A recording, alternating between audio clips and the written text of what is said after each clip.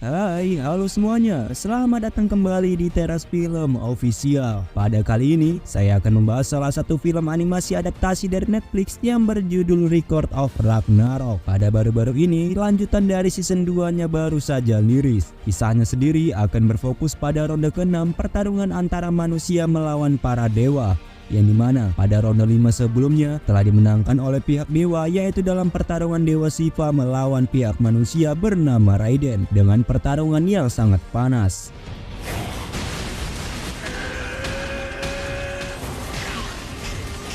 Tentu saja, di ronde ke-6 ini kita akan diperlihatkan pertarungan menarik selanjutnya. Bagaimana kelanjutan ceritanya kali ini? Kita langsung saja masuk ke dalam cerita filmnya. Di kisah kali ini, kita akan diperlihatkan peserta selanjutnya dari pihak dewa dalam pertarungan ronde ke-6, yang dimana peserta selanjutnya merupakan Dewa Buddha. Para pihak manusia pun terkejut bahwa lawan mereka selanjutnya adalah Sang Buddha. Buddha sendiri tentunya memiliki kemampuan dan kekuatan yang sangat kuat. Tidak hanya itu, Buddha merupakan pria Sigma Male sejak dulu. Tiba-tiba saja Buddha berjalan menuju ke pihak manusia. Di sana Buddha membuka suara bahwa dirinya akan bertarung mewakili umat manusia. Bahkan Buddha mengancam jika ada dewa yang menghalanginya, maka Buddha tidak segan-segan akan membunuhnya.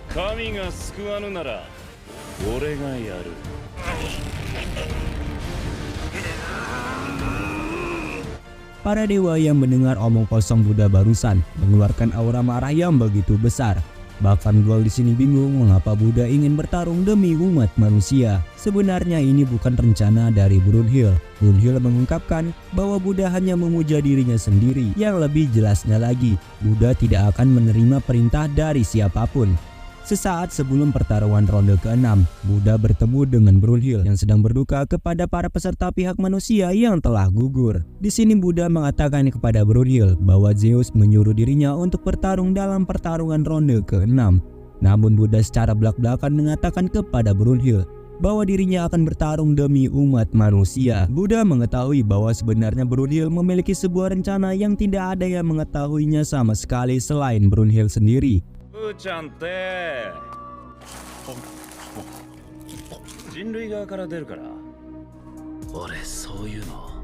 Kembali ke arena pertarungan, sempat terjadi perdebatan mengenai peraturan Ragnarok. Di sini Zeus turun dan mengatakan bahwa dirinya tidak keberatan jika Buddha bertarung di pihak manusia.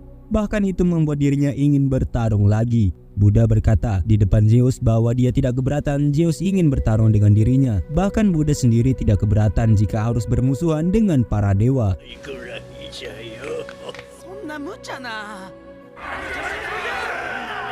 Lawan Buddha pun sudah ditentukan bahwa Buddha akan melawan 7 dewa keberuntungan. Menurut ceritanya, 7 dewa inilah yang mengatur nasib umat manusia. Ketujuh dewa itu lalu bergabung menjadi satu. Sebenarnya mereka adalah satu dewa yang membagi diri menjadi 7. Setelah 7 dewa keberuntungan tadi bersatu, diperlihatkan dewa sesungguhnya yang bernama Zerofuku.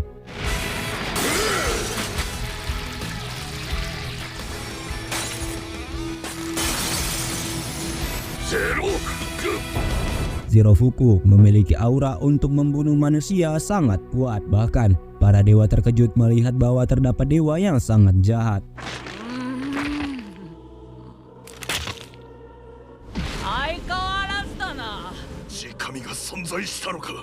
Masa lalu dari Zerofuku. Zerofuku awalnya adalah dewa baik yang menyebarkan kekayaan bagi manusia dan merupakan dewa paling bijak di antara dewa lain. Hingga saat Zerofuku turun dari langit, Zerofuku melihat banyak manusia yang terkena penyakit mematikan bahkan kemiskinan di mana-mana. Zerofuku yang bersedih lalu membantu setiap manusia yang ketimpa kemalangan tersebut.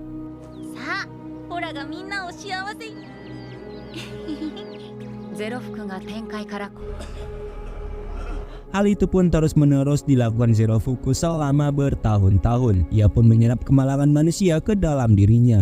Hingga hal tersebut pun berdampak pada dirinya yang mengalami penderitaan.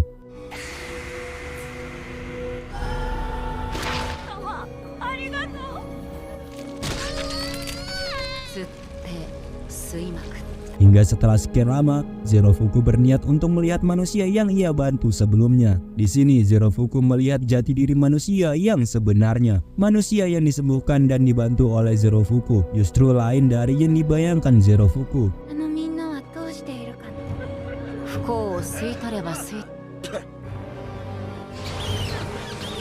Hingga pada saat yang sama, lewat sekumpulan manusia dengan tampilan sederhana, namun terlihat para manusia itu sepertinya sangat bahagia memiliki keberuntungan.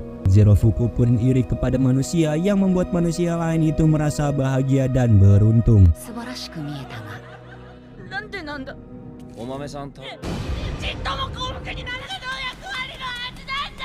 Zerofuku yang merasa dihina berubah menjadi jahat dan ingin membantai semua manusia. Namun Zerofuku yang memiliki sedikit kesadaran langsung membagi dirinya menjadi 7, dan dari situlah kisah dari 7 dewa keberuntungan.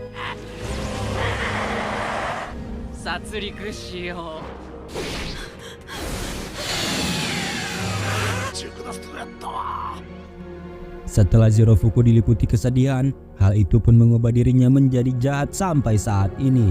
Ronde ke-6 pertarungan Buddha melawan Zerofuku pun akhirnya dimulai. Zerofuku mengeluarkan senjata bencana dari dalam punggungnya.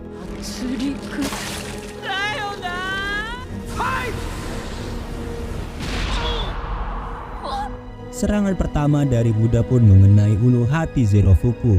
Zerofuku lantas menyerang secara beruntun, akan tetapi Buddha dengan sangat mudah menghindari serangan tersebut.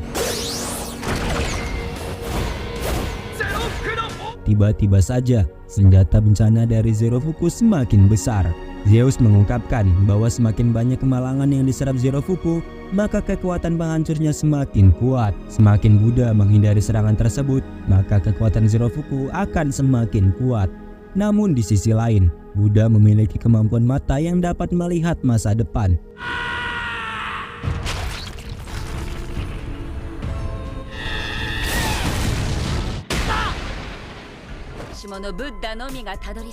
Pertarungan pun terus berlanjut. Bahkan Buddha belum menerima satu pukulan pun. Zerofuku yang terus murka membuat kekuatannya semakin meningkat. Seluruh penonton, baik manusia maupun dewa, terkejut melihat senjata bencana yang semakin membesar.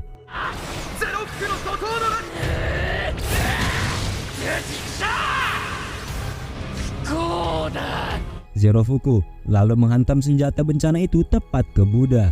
Di sisi lain, Buddha berhasil menahan serangan tersebut dengan mengubah senjatanya menjadi tameng ahi Musa. Senjata Buddha ini merupakan harta karun ilahi bernama tongkat dari 6 alam.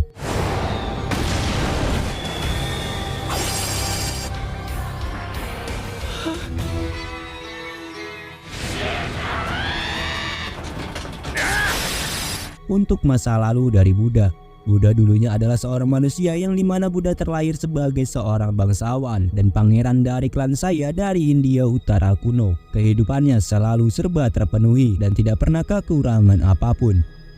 Meskipun begitu, Buddha memiliki sifat yang sangat peduli terhadap orang lain dan selalu baik kepada rakyatnya.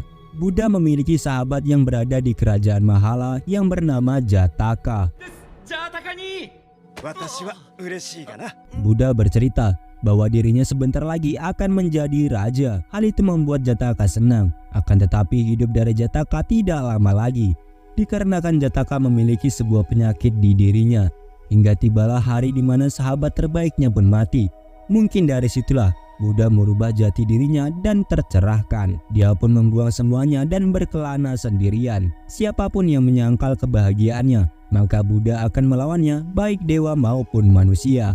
Kembali ke dalam pertarungan, mereka pun saling adu senjata. Senjata mereka pun juga saling berubah-ubah dan terus bertarung.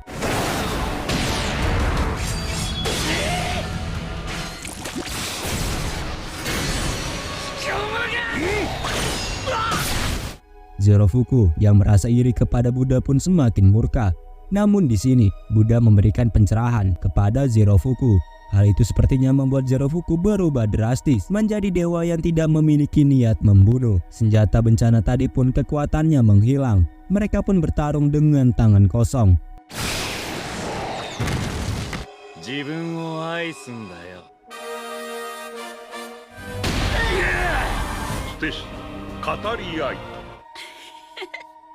Singkatnya, Zerofuku pun terselamatkan. Saat Zerofuku telah berubah menjadi baik, hal aneh pun terjadi, di mana tanduk yang lepas dari kepalanya pun hidup dan masuk ke dalam tubuh Zerofuku. Zerofuku pun berteriak kesakitan. Dari dalam tubuh Zerofuku keluar dua naga dengan warna yang berbeda. Zerofuku pun minta tolong kepada Buddha untuk diselamatkan.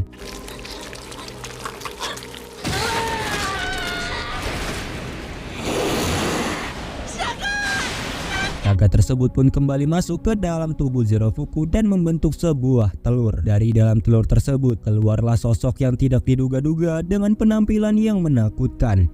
Sosok tersebut bernama Papias yang merupakan Raja Iblis dari langit ke-6. Brunhilde bahkan terkejut dan tidak mengetahui siapa makhluk tersebut.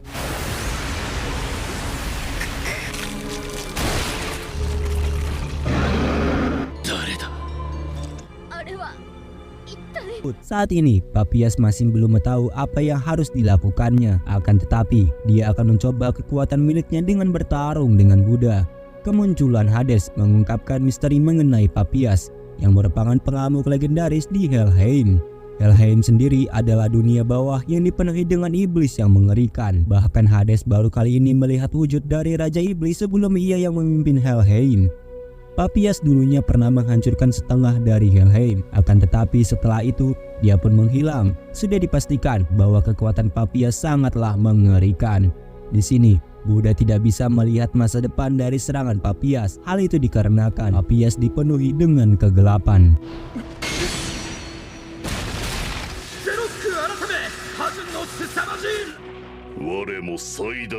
Kali ini Papias akan bertarung dengan kekuatan penuh. Buddha lalu menahan serangan dahsyat tersebut. Akan tetapi, Buddha kehilangan satu mata miliknya.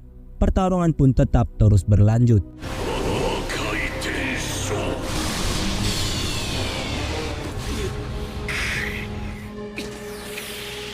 Papias terus meluncurkan serangan yang membuat Buddha terpojok.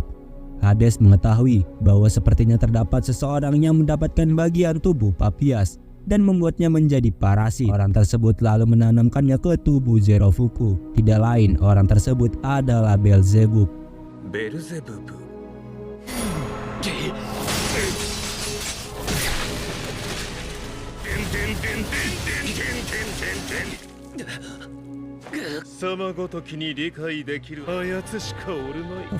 Buddha lalu merubah senjatanya ke bentuk terkuat, yaitu sabit perang Salakaya.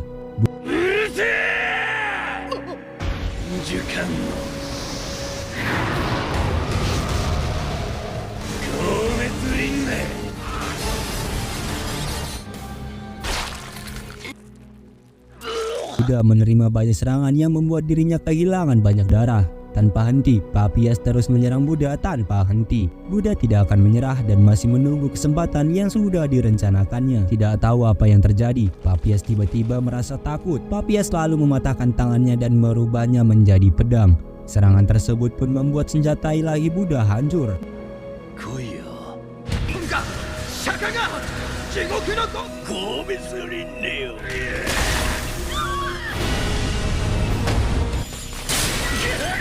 Buddha yang hampir kalah lalu bangkit dan mengambil senjata Zerofuku, dan mereka pun melakukan Volunder dan membentuk senjata ilahi baru yang lebih kuat. Buddha kini membalikkan keadaan dan melancarkan serangan balasan. Buddha secara perlahan dapat melihat masa depan dari Papias yang perlahan terdapat ketakutan di dirinya.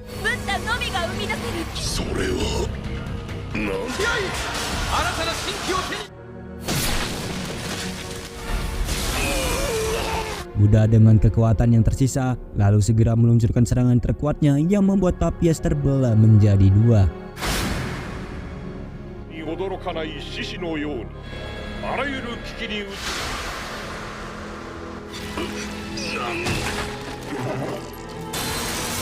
Akhirnya Buddha berhasil mengalahkan Papias dan memenangkan pertarungan ronde ke-6 ini dengan skor 3-sama. Di kemenangan ini, Hades berniat akan menjadi petarung berikutnya untuk membalaskan dendam kakaknya, yaitu Poseidon. Dan kita akan diperlihatkan pihak manusia yang akan bertarung di ronde ke-7 selanjutnya. Oke semuanya, terima kasih buat kalian semuanya yang sudah menonton sampai habis. Sampai jumpa di video selanjutnya.